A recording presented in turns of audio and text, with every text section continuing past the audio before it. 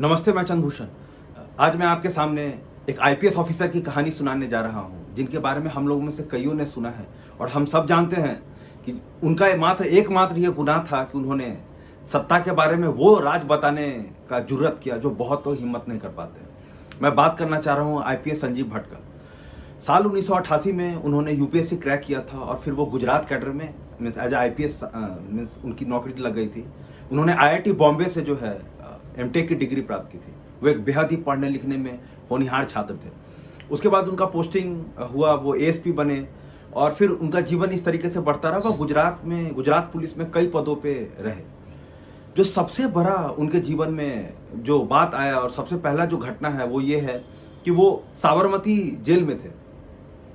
Sabarmati jail में क्या हुआ कि अचानक से उनका ट्रांसफर हो गया और फिर ये टाइम्स ऑफ इंडिया में ये खबर छपी कि साबरमती जेल के जितने भी कैदी थे सब हड़ताल पे चले गए। 6 कैदियों ने तो यहाँ तक कि अपना नस काट के सुसाइड करने का भी प्रयत्न किया और उन सबका ये कहना था कि हमारे जो जेलर साहब हैं उनको वापस लेके आइए। आप इसी से अनुमान लगा सकते हैं कि किसी जेलर ने अपने कैदियों का कितना ध्यान रखा गया होगा। बाद में जब संजीव भट्ट से ये पूछा गया तो उन्होंने यही एक ही चीज़ कहा कि मैंने कैदियों के साथ वैसे ही बर्ताव करने का कोशिश किया जैसा कि इंसान के साथ बर्ताव किया जाता है। मैं आपको संजीव भट्ट की कहानी इसलिए सुना रहा हूं क्योंकि अभी मार्च में जो है उनको वापस से एक लोकल कोर्ट ने, गुजरात के जो पालमपुर का जो लोकल कोर्ट है, उसने इनको 20 साल का उम्र कैद सुना दिया है। तो बात है कि संजीव भट्ट फेमस कब से हुए। साल 2011 में जब सुप्रीम कोर्ट ने जो मीन्स कमेटी बैठाई थी और जो एक एसआईटी का गठन किया था, तो उसमें सब लोग को बुलाया गया था कि जो साल 2002 में जो गुजरात दंगे हुए थे उसके बारे में उस कमेटी के सामने सारा बात करना था। लेकिन पूरे गुजरात पुलिस में किसी की हिम्मत नहीं हुई ये बताने की कि उसमें बीजेपी का क्या रोल था, उसमें नरेंद्र मोदी का क्या रोल था। लेकिन संजीव भट्ट ही एक ऐसे आईपीएस ऑफिसर थे जिन्होंने, जो सुप्रीम कोर्ट ने जो एसआईटी गठित की थी साल 2008 में और जो मीन्स जो नेशनल माइनॉरिटीज कमीशन है, इन दोनों के सामने जो है अपनी बात को सामने रखा और एफिडेविट जमा किया। उन्होंने टोटल जितने भी रिकॉर्ड्स थे सारे रिकॉर्ड्स को उन्होंने दिया और इसी में उन्होंने बताया था कि उस घटना के बारे में। संजीव भट्ट ने उसमें कहा, इसमें जिक्र किया कि जब 27 फरवरी 2002 को जब गुजरात में जब गोधरा में जब दंगे हुए तो उसके बाद जो है उस टाइम के जो चीफ मिनिस्टर नरेंद्र मोदी वो गोधरा गए और जब वो गोधरा गए उसके बाद 27 तारीख को ही रात में जब जो ये हैं संजीव भट्ट वो एक बीबीसी के पत्रकार के साथ बैठे हुए थे। तभी से अचानक उनको फोन आया कि नरेंद्र मोदी जो सीएमओ का जो आवास है वहाँ पे एक मीटिंग होना है, आप जल्दी से आ जाइए। संजीव भट्ट तुरंत वहाँ पे पहुँचे और उसी मीटिंग के बारे में कथित तौर पे ये गुप्त मीटिंग का वो चर्चा करते हैं संजीव भट्ट की। उसमें बहुत सारे पुलिस अधिकारियों ने नरेंद्र मोदी को ये चीज़ समझाया है कि सर विश्व हिंदू परिषद ने तो बंद बुलाया है अगले दिन माने 28 फरवरी को, उसको बीजेपी समर्थन दे रही है, ये बिल्कुल गलत है। इससे यही सब जगह मैसेज जा रहा है कि जो बंद है उसको खुद राज्य सरकार ही सपोर्ट कर रहा है, जबकि ऐसा कभी नहीं होता कि खुद राज्य सरकार ही बंद बुलाए। लेकिन नरेंद्र मोदी ने उनका कोई भी बात नहीं सुना और सारे जितने भी जो मीन्स हिंट दिए जा रहे थे सबको दरकिनार कर दिया। चूंकि जो संजीव भट्ट थे वो चीफ मिनिस्टर का जो सिक्योरिटी उसमें थे और जो इंटेलिजेंस के जो थे उसके डिप्टी कमिश्नर थे, तो उनको इन सारी चीज़ों की जानकारी भी थी और उन्होंने ये चीज़ कहा कि 27 फरवरी को ही कई जगह पे छिटपुट हिंसा की घटनाएं सामने आने लगी थी।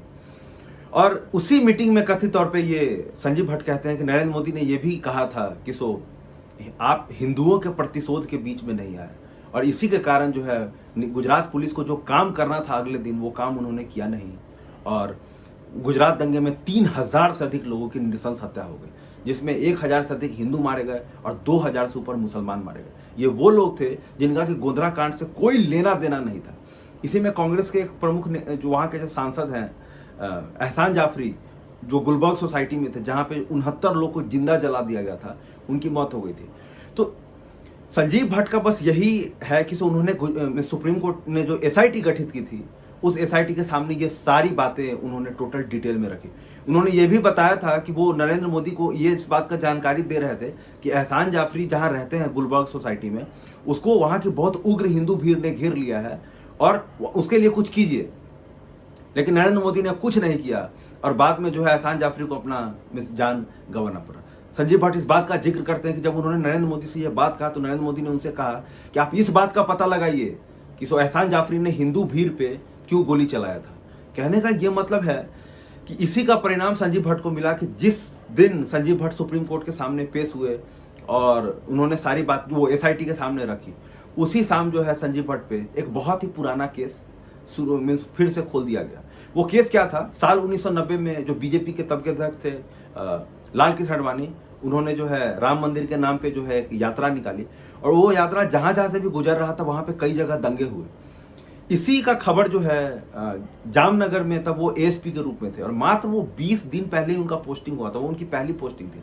वहां भी ये पता लग रहा था कि यहाँ भी जो है दंगा होना है और उस केस में जो है उसमें 133 लोगों को गिरफ्तार कर लिया गया था प्रिवेंटिव डिसीजन के रूप में, ताकि जो है कोई दंगा फसाद नहीं हो। और एक व्यक्ति जो है प्रभुनाथ वैश्वानी, वो वहां पे आया, फिर वहां के छूट गया और उसके 7-8 दिन बाद उसकी मौत हो गई और उसकी मौत हुई किडनी फेल्योर से। बाद में उसके भाई लोग ने ये कहा कि उसका जो है उसको मीन्स जेल में मारा गया, उसको जो है लॉकअप में मारा गया जिसके कारण हुआ।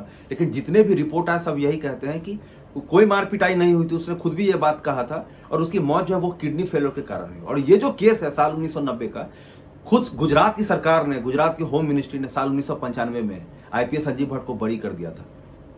लेकिन जिस दिन संजीव भट्ट सुप्रीम कोर्ट के एसआईटी के सामने पेश हुए और उन्होंने ये सारी बात बताया कि कैसे नरेंद्र मोदी के इशारे के कारण ही लोग जो है गुजरात दंगे में सही से डिसीजन नहीं ले पाए और जिसके कारण बहुत सारे अफसर, जिनका हम बाद में नाम भी सुनते हैं, जैसे पीबी गोंडिया है, एमके राघवन तो खुद एसआईटी के ये थे, पीबी गोंडिया हो गए, एक टंडन है, ये सारे अफसर ने टाइम रहते एक्शन नहीं लिया और बहुत सारे लोगों की जान चली गई। बाद में इन लोगों को प्रमोशन भी दिया गया। आप देखिए, आप इमेजिन कीजिए, एक पुलिस अफसर अपना काम नहीं ठीक कर रहा, उसको पनिशमेंट मिलना चाहिए, तो बाद में चाहे गोंडिया हो चाहे वो टंडन हो, इन सबको इनाम मिला। और जो एसआईटी के जो चीफ थे एमके राघवन, उसको जो है साइप्रस का हाई कमिश्नर बना के भेज दिया गया, क्योंकि उसने अपनी जांच तो की लेकिन उसने नरेंद्र मोदी को जो है मीन्स उस पर डायरेक्ट ब्लेम उसने डाला नहीं, या जो एक्शन लेना चाहिए था उसने लिया नहीं। तो कहने का यह मतलब है कि संजीव भट्ट ने एक आईपीएस होने का फर्ज निभाया। हम लोग जो भारत के संविधान में पढ़ते हैं, हम कॉन्स्टिट्यूशन में पढ़ते हैं कि हमें एक ईमानदार पुलिस अफसर होना चाहिए, उन्होंने इसका मीन्स अपना जो है एक ड्यूटी निभाया और उसका परिणाम ये हुआ कि पहले तो उनको जो है पुराना केस उस पर खोल दिया गया, फिर उस पर अरेस्ट भी किया, लेकिन साल 2011 में वो 17 दिन के अरेस्ट के बाद छूट गए। लेकिन जब नरेंद्र मोदी वापस से जब प्राइम मिनिस्टर बन गए, तब से जो है इनकी मीन्स जो बुरा दिन है आप जिसको कह लें, ये वापस से शुरू हो गया। साल 2015 में इनको नौकरी से निकाल दिया गया। 27 साल इन्होंने एज ए आईपीएस सेवा किया भारत देश का, इनको नौकरी से निकाल दिया। साल 2018 में इनके पास जो कोर्ट का प्रोटेक्शन था, वो कोर्ट का प्रोटेक्शन छीन लिया गया। फिर जिसका घर जिनमें रहते थे, वो घर का भी जो है कुछ पोर्शन को तोड़ दिया गया। आप देखिए, कस्टडियल डेथ के मामले में खुद एक एनसीआरबी का रिपोर्ट है, साल 2001 से साल 2016 के बीच लगभग 180 मामले खुद गुजरात में डेट हुए हैं जब किसी का कस्टडी में मौत हुआ है। आज तक किसी आईपीएस को उसका पनिशमेंट नहीं मिला, सिर्फ और सिर्फ आईपीएस संजीव भट्ट हैं जिनको उसका पनिशमेंट मिला है। फिर एक साल 1996 का केस है, जब भी बनासकांठा में एज एसपी थे, वहां के सुपरिटेंडेंट ऑफ पुलिस थे। वहां पे एक ड्रग प्लांटिंग का केस था कि एक फर्जीवाड़े रूप से एक आदमी ने दूसरे आदमी का आइडेंटिफिकेशन देकर जो है वहां पे ड्रग प्लांट कर दिया था, गांजा बेसिकली प्लांट कर दिया था 1 किलो के लगभग 8,000 रुपए का, ताकि दूसरा आदमी फंस जाए। लेकिन वो भी मामले में साल 2000 में जो है खुद गुजरात की ही मीन्स सरकार ने इनको क्लीन चिट दे दिया था और उस पर स्टे लगा हुआ था। सुप्रीम कोर्ट ने उस पर स्टे लगा दिया था उस केस पे। उस केस को जो है ड्रग प्लांटिंग केस को वापस से 2018 में खोला गया और अब उसी केस का परिणाम दे फिर से गुजरात की सीआईडी ने उसका इन्वेस्टिगेशन किया और संजीव भट्ट जो है 5 साल जेल में रहे। 5 साल एक फर्जी ड्रग प्लांटिंग केस में, जिसके लिए खुद गुजरात सरकार ने साल 2000 में उनको साल कुछ से बरी कर दिया था।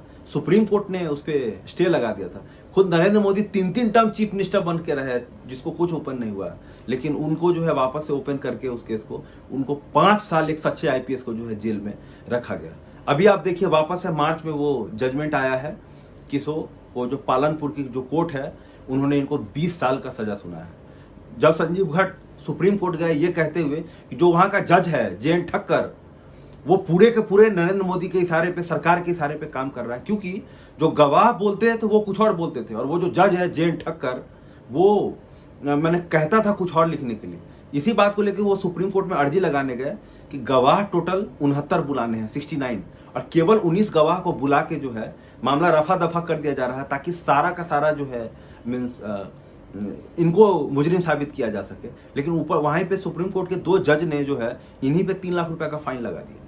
तो कहने का ये मतलब है कि आज़ाद भारत के इतिहास में एक अपने आप का बहुत ही ये घिनौना केस है। मैंने खुद यूपीएससी का तैयारी किया है और आज मैं खुश हूँ बहुत कि मैं एक बहुत ही ईमानदार अफसर के बारे में आप लोगों के सामने एक बात लेके जा रहा हूँ। मेरा तमाम लोग से ये रिक्वेस्ट है कि आप आईपीएस संजीव भट्ट के बारे में पढ़ें, आप उनके बारे में फेसबुक, ट्विटर, जहाँ पे भी वो लिखें कि एक आदमी को अपने सच्चाई का क्या कीमत चुकाना पड़ रहा है। बताइए, वो ऑलरेडी 5 साल जेल में रह चुके हैं 2018 के बाद। वो कुछ दिन के लिए बेल पे आए थे, वापस से जो है इस कोर्ट ने जो है इनको, पालनपुर का जो कोर्ट है वो 20 साल का इनको सजा दे दिया है। वो जो प्रभुदास केसवानी का जो केस है, जो फर्जी कस्टडियल डेथ का केस है, ऑलरेडी उसमें भी उनको सजा है। कहने का मतलब हम लोग सब लोग गुजरात का लोकल कोर्ट के बारे में हम लोग जानते हैं। राहुल गांधी के भी केस में हम लोग देखे थे कि सिर्फ वो मोदी नेम सरने वाले मामले में उनको 2 साल का सजा दे दिया था, ताकि जो है उनका मीन्स सांसदी चला जा सके। तो गुजरात के कोर्ट्स का हम लोग हालत जानते हैं। खुद सुप्रीम कोर्ट ने इस पर टिप्पणी किया कि गुजरात में आखिरकार चल क्या रहा है, ऐसा लगता है वहां का सारा कोर्ट मैनेज हो। खुद सुप्रीम कोर्ट ने ये भी कहा कि गुजरात के कोर्ट में आजकल चल क्या रहा है। तो कहने का यही मतलब है कि एक ईमानदार अफसर को आपके करने की सजा मिली। कुछ दिन पहले मुझसे एक व्यक्ति ने पूछा कि आजकल फिर यूपीएससी की तैयारी नहीं कर रहे हो क्या? मैंने उससे कहा कि तुम जानते नहीं, आजकल खुद आईपीएस ही खतरे में है। तुमने संजीव भट्ट की कहानी नहीं सुनी क्या? जाके एक बार कहानी पढ़ लो कि एक आईपीएस को सही बोलने का क्या क्या सजा मिलता है। तो ये बहुत ही दुख का बात है। अब देखिए आगे जो हाई कोर्ट है या सुप्रीम कोर्ट है, इनको मीन्स रिलीफ मिलता है कि नहीं मिलता है। लेकिन सबसे अधिक दुख का बात क्या है कि एक बेहद ही शानदार व्यक्ति, एक बेहद ही कर्मठ व्यक्ति, जिन्होंने बहुत अच्छे से पढ़ लिख के भारत देश की सेवा की, एक आईपीएस रहते हुए उसको सच बोलने का परिणाम मिल रहा है कि दंगा के दिन और उसके बाद क्या क्या हुआ था, और पुलिस जो वहाँ पे जो बातचीत हुई, यही बात सुप्रीम कोर्ट के सामने उन्होंने रख दी, उसी का उनको सजा मिल रहा है। तो मुझे पूरी उम्मीद है कि आप लोग इस बात को समझेंगे, एक तरीके से होकर बात को सोचेंगे, नहीं आप समझेंगे कि इस आदमी के साथ क्या हुआ, और उनके बारे में जितने लोग को बता सके, चाहे फेसबुक हो, व्हाट्सएप, आप जरूर लिखेंगे। उम्मीद है आपको वीडियो बहुत पसंद आया होगा और मेरे वीडियो को अधिक से अधिक लोगों को शेयर करें, ताकि ये बात, सच्चाई की बात सब लोगों के पास पहुंच सके। धन्यवाद।